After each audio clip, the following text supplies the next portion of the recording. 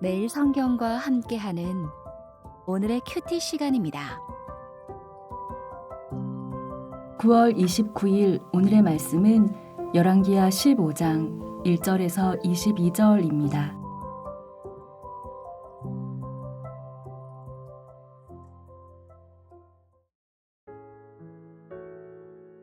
이스라엘 왕 여로보암 제27년에 유다 왕 아마샤의 아들 아사랴가 왕이 되니 그가 왕이 될 때의 나이가 16세라 예루살렘에서 52년간 다스리니라.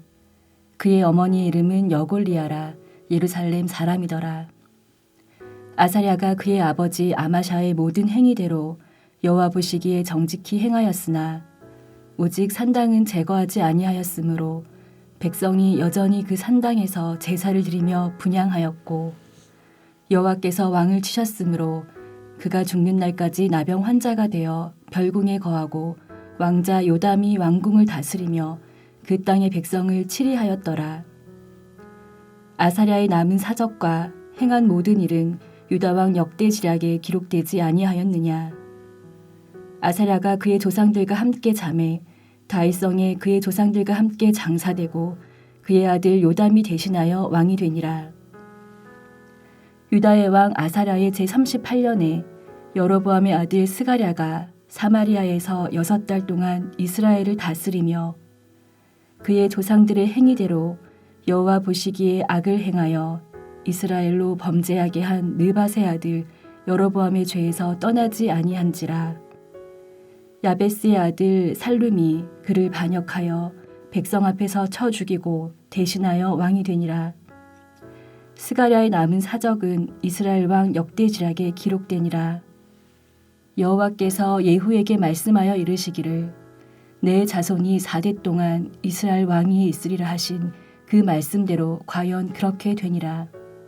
유다 왕 우시야 제39년에 야베스의 아들 살룸이 사마리아에서 왕이 되어 한 달 동안 다스리니라. 가디의 아들 므나헴이 디르사에서부터 사마리아로 올라가서 야베스의 아들 살룸을 거기에서 쳐 죽이고 대신하여 왕이 되니라. 살룸의 남은 사적과 그가 반역한 일은 이스라엘 왕 역대지략에 기록되니라. 그때 므나헴이 디르사에서 와서 딥사와 그 가운데 있는 모든 사람과 그 사방을 쳤으니 이는 그들이 성문을 열지 아니하였음이라. 그러므로 그들이 그곳을 치고 그 가운데에 아이벤 부녀를 갈랐더라. 유다 왕 아사랴 제39년에 가디의 아들 므나헴이 이스라엘 왕이 되어 사마리아에서 10년간 다스리며 여호와 보시기에 악을 행하여 이스라엘로 범죄하게 한 느밧의 아들 여로보암의 죄에서 평생 떠나지 아니하였더라. 아수르 왕 불이 와서 그 땅을 치려하매 므나헴이 은 1000달란트를 불에게 주어서 그로 자기를 도와주게 하므로 나라를 자기 손에 굳게 세우고자 하여 그 은을 이스라엘 모든 큰 부자에게서 강탈하여 각 사람에게 은 50세겔씩 내게 하여 아수르 왕에게 주었더니 이에 아수르 왕이 되돌아가 그 땅에 머물지 아니하였더라. 므나헴의 남은 사적과 그가 행한 모든 일은 이스라엘 왕 역대지략에 기록되지 아니하였느냐. 므나헴이 그의 조상들과 함께 자고 그의 아들 부가히야가 대신하여 왕이 되니라. 행복. 저녁 때 돌아갈 집이 있다는 것. 힘들 때 마음속으로 생각할 사람이 있다는 것. 외로울 때 혼자 부를 노래가 있다는 것. 저도 오늘 한 문장 첨언해 보겠습니다. 행복.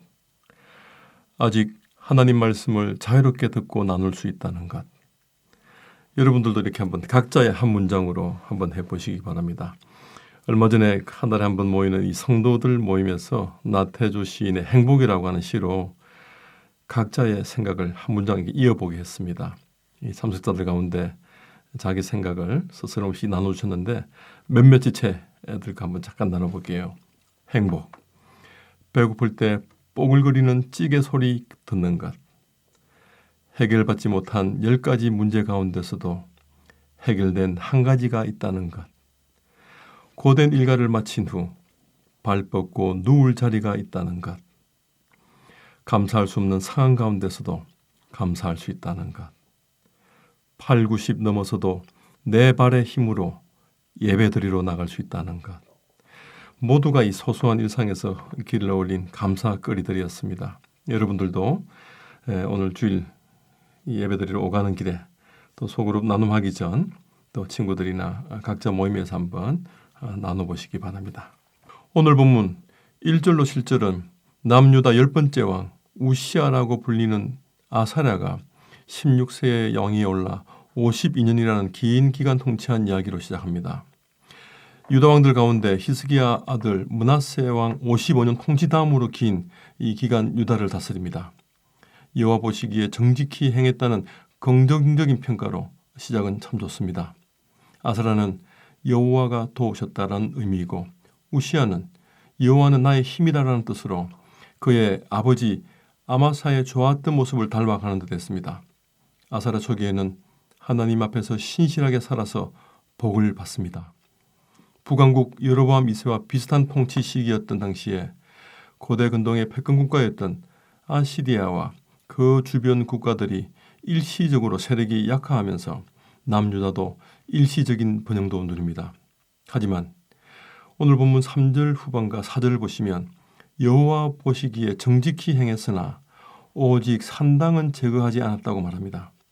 5절엔 하나님께서 왕을 쳐서 평생 나병 환자로 별궁에 거하며 살았다고 합니다.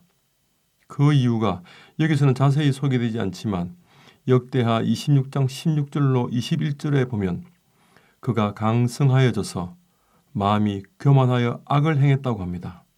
성전에 들어가 함부로 향단에 분향하러 간 것입니다. 우시아는 이 하나님이 허락하신 성취에 도취되어 교만해졌고 선을 넘었습니다. 하나님께 범죄합니다. 향을 사르는 일은 출애굽기 30장과 민수기 16장 40절에 의하면 아론의 제사장 직분이 감당하는 일로 매우 엄격하게 제한하는 일이었습니다. 우시아의 이 행위는 하나님의 율법과 언약을 우습게 여기는 행동이었고 하나님의 거룩한 공간을 더럽히는 행동이었습니다. 제사장 아사랴의 경고도 무시하며 오히려 화를 냅니다. 이 일로 하나님의 심판을 자초하게 됩니다. 교만해지니 왕권이 하나님께로 위임받은 신분임을 망각합니다. 아사랴는 자신의 불편한 심기로 하나님의 뜻을 거부합니다. 하나님의 말씀보다 자신의 감정이나 심기가 더 중요했던 것입니다. 우시아 왕은 이 일로 평생 나병 환자로 삽니다. 언약에 불성실했던 자의 결말입니다. 이사야 6장 1절을 보면 우시아의 죽음은 이사야 선지자 사역에 있어서도 한 획을 긋는 사건이었습니다. 하나님께서 이사야 선지자를 불러내게 하는 계기가 되었는지도 모릅니다.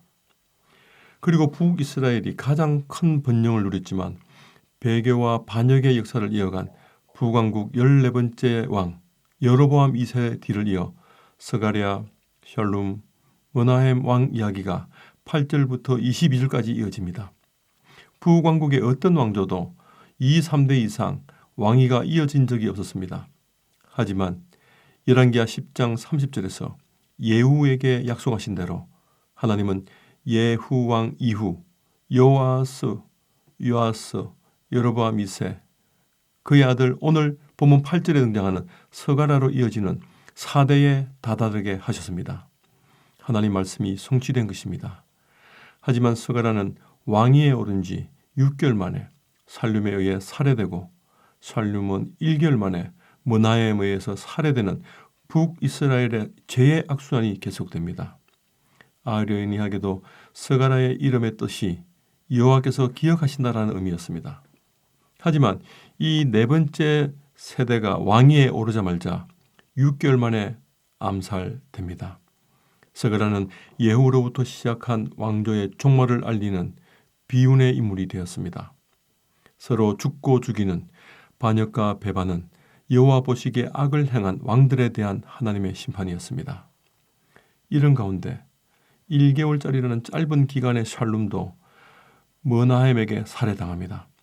살룸은 북왕국 역사상 여로보암의 악한 길을 따랐다고 평가받지 않는 유일한 왕입니다. 자살로 생을 마감한 시므리 왕의 7일차나 다음으로 짧은 제2기간의 샬룸이 머나헴의 사례로 끝난 것이었습니다. 머나헴은 북왕국 17번째 왕으로 북왕국 7대 왕조를 세우며 자신의 권력을 위해서는 수단과 방법을 가리지 않았던 악한 왕으로 등극합니다. 6절 하반절을 보시면 아이벤 부녀를 처참하게 살해하는 만행도 서슴없이 저질렀다고 합니다.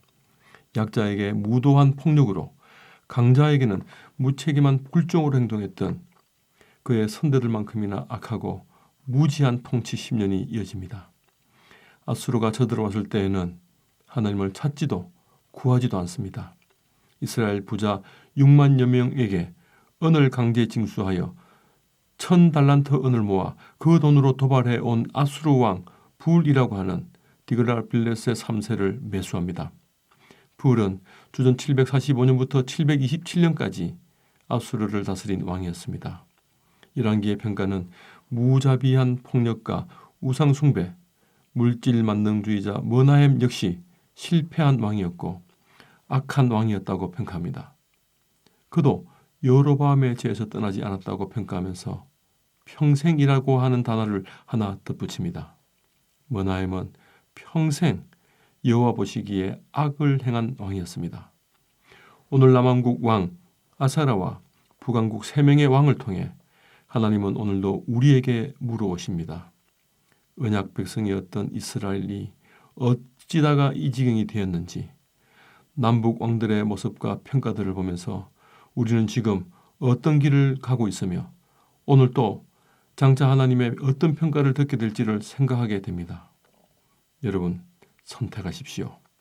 평생 여호와를 즐거워하며 그 길을 함께 걸어가는 복된 주일 아침이시기를 소망합니다. 기도하겠습니다. 하나님, 분열왕국의 왕들의 공과를 통해 오늘 우리가 분별하고 걸어가야 할 길이 무엇인지 묵상하는 아침입니다. 스스로 돌이켜야 할 부분이 있거든 돌이키게 하시되 지금 가고 있는 길이 주 안에서 옳은 길이라면 더욱 씩씩하고 담대히 나아가는 저희들 되게 하여 주시옵소서. 특별히 위임받은 권한을 행사하는 자리에 있다면 더욱 겸손히 언약에 신실하신 하나님 나라와 공적 감수성을 잃지 않고 더욱 겸손히 섬기는 삶이 되게 주님 인도하여 주시옵소서. 오늘도 그런 하루 또 한 주간의 삶이 되기를 예수님의 이름으로 기도드립니다. 아멘.